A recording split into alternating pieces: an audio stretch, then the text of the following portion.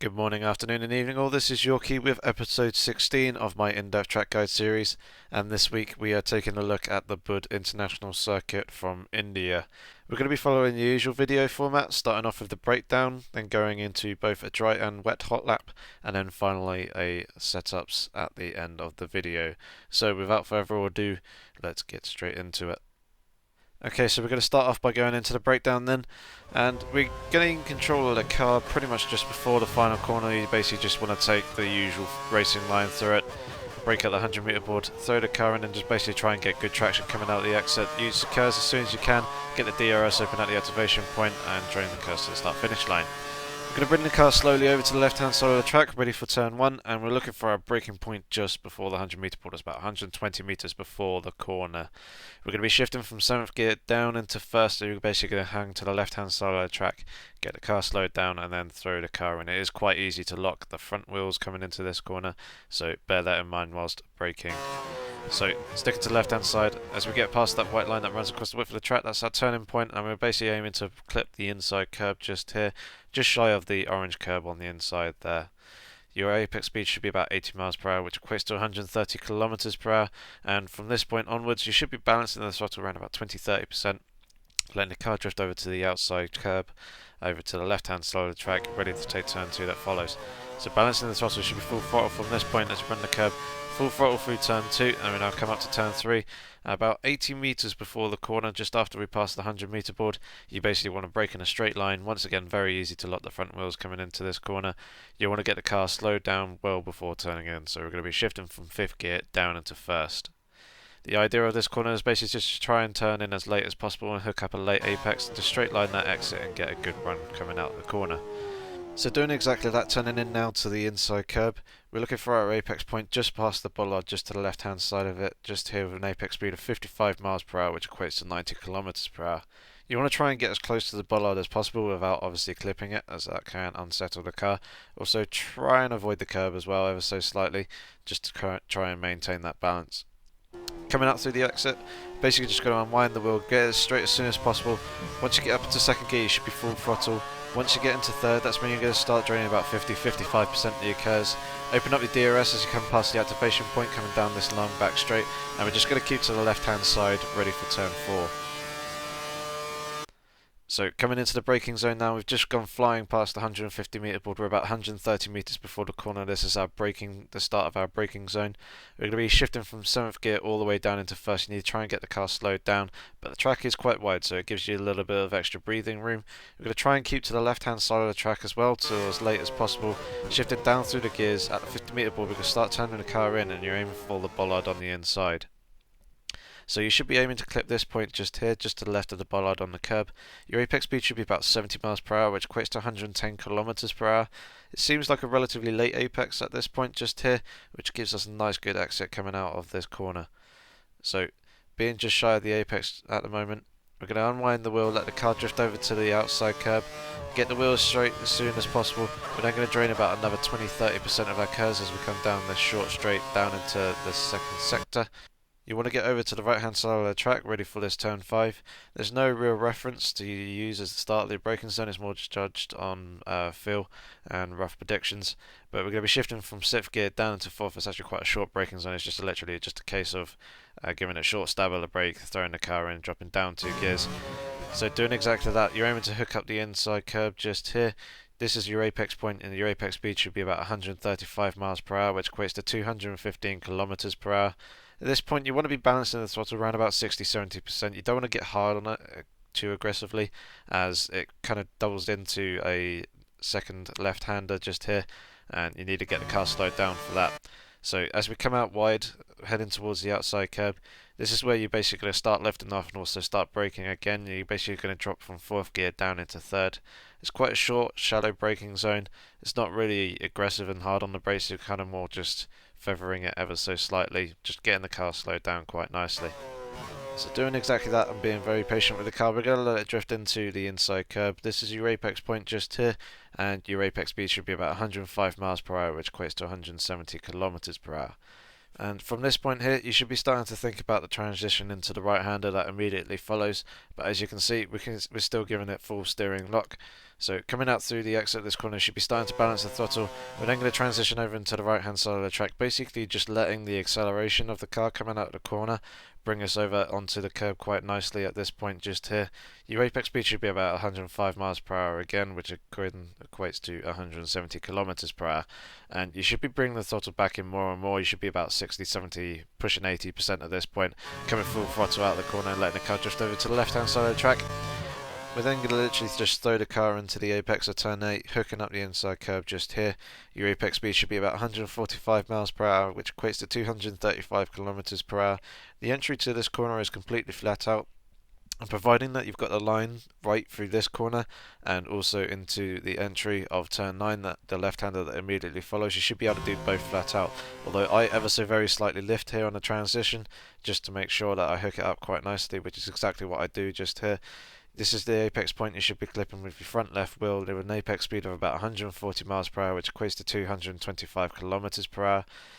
And from about this point here, you should be completely flat out, letting the car drift over to the outside curb on the right hand side of the track. Run the exit curb just ever so slightly and bring the car over to the left hand side of the track, ready for this long turn 10 and 11. There is a very, very short braking zone. Again, no real reference as to when it starts, more just based on judgment and feel. You're basically just going to give a short stab of the brake and shift down from 6th gear down into 5th gear and kind of throw the car in. So doing exactly that, we're going to lift off, give a short stab of the brake, drop down the gear, throw the car in towards the apex curb just here. This is the first apex point that you want to be clipping with an apex speed of about 140 miles per hour, which equates to 225 kilometers per hour. From this point onwards, you should be bringing the throttle back into around about 70-80%. You're going to slowly let the car drift over to the left-hand side of the track, kind of wanting to open up the turn 11 part that follows. So as you can see here, just trying to keep a nice smooth flowing line, keeping that steering angle relatively shallow. Very slight lift to about 60-70% throttle as we then come into the second apex just here of turn 11. You want to take a fair amount of curb on the inside, and this is where your front right wheel should be clipping with an apex speed of about 150 miles per hour, which equates to 240 kilometers per hour. And you should be giving it a fair bit of gas coming out the exit of this corner. You should be near enough full throttle. Run the curb at turn 12, which is pretty much non-existent, and we're now coming into the final sector, approaching turn 13. This is our braking zone starting here. It's basically just, again, a relatively short stab of the brake and dropping down from 6th gear down into 5th, then basically chucking the car in. No real reference as to the start of the braking zone, so again, based on judgment and feel. So just doing exactly this, basically just going to drop down the gear, throw the car in towards the inside curb here.